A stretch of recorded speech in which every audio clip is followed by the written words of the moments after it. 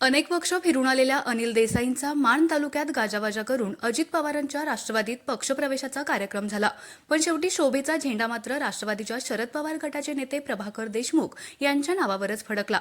उपमुख्यमंत्री अजित पवार मंचावर उभे राहिले आणि देसाईंना उचलून धरतील, त्यांच्याबाबत तोंड भरून बोलतील अशी अपेक्षा लोकांना होती. मात्र दादांनी देसाईंना जास्त महत्त्व न दिल्याचं चित्र बघायला मिळालं. अजितदादांनी अनेक नेत्यांचं कौतुक करत शरद पवार गटाचे नेते प्रभाकर देशमुखांच्या विकास कामांची स्तुती केली.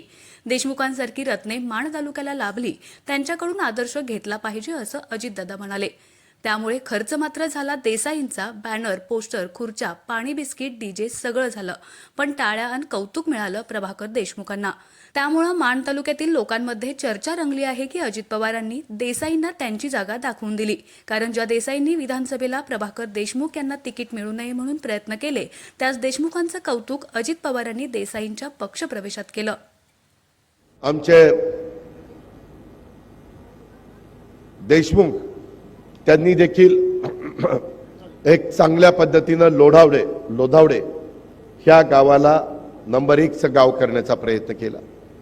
मित्रांनो, शेवटी ह्या लोकांचा फायदा तुमच्या माझ्या प्रपंचाच्या करता करून घ्यायचा असतो. त्याच्यामध्ये आपण दुर्लक्ष करून चालत नाही.